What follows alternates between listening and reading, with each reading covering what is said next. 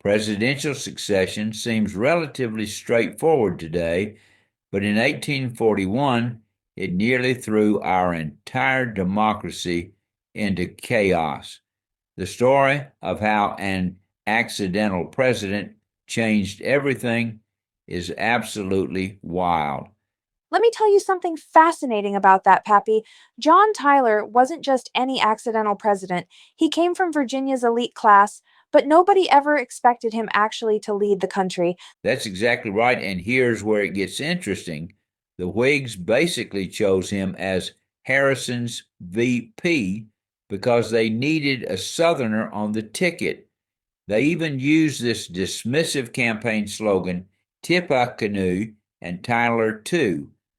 Tyler was literally an afterthought. Oh my goodness. And then Harrison gives this ridiculously long inaugural speech in freezing weather, gets pneumonia, and dies just 31 days into his presidency. Well, that's when things got really complicated. The Constitution wasn't clear at all about succession.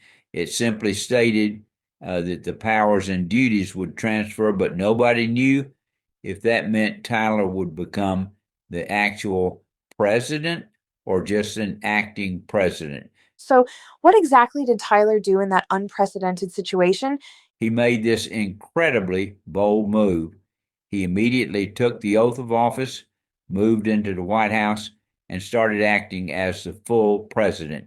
He even refused to open mail addressed to acting president.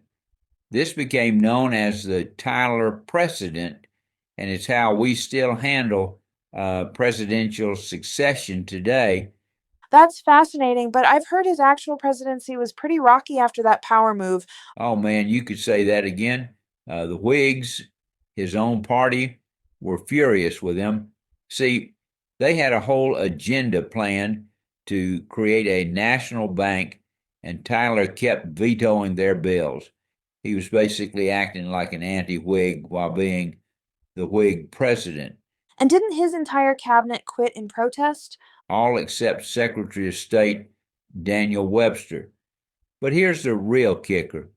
The Whigs didn't just disagree with Tyler, they actually expelled him from the party. He became the only sitting president ever formally disowned by his party. Can you imagine that happening today? That must have made governing nearly impossible. How did he manage to accomplish anything at all? Well, that's where Tyler's political skills really showed. Despite being essentially partyless, he achieved some significant milestones. The most important was definitely the annexation of Texas, which he managed to accomplish right at the end of his term. It literally changed the map of America. You know what's really interesting about that Texas situation? It wasn't just about adding territory. Exactly right. It was this whole powder keg of issues about slavery, expansion, and sectional tensions.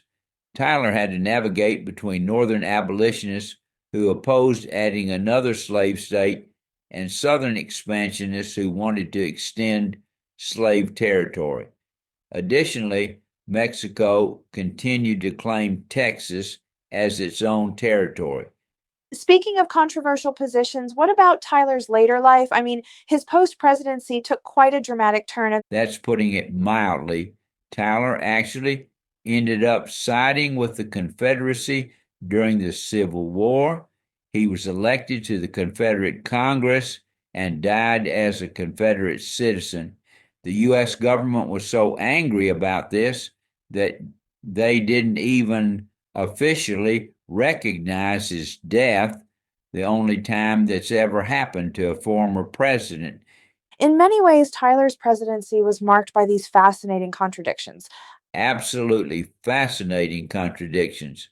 He was a states' rights advocate who strengthened federal executive power, a man who helped expand the United States but later supported its dissolution. And get this, his grandchildren lived well into the 21st century.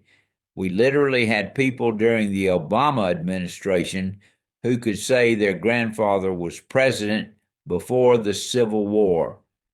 That really puts things in perspective, doesn't it, Pappy? The accidental president who ultimately changed the presidency itself. And you know what, Kalin? That might be the real lesson here. Sometimes the most critical changes in American democracy come from the most unexpected places, or in this case, the most unpredictable presidents.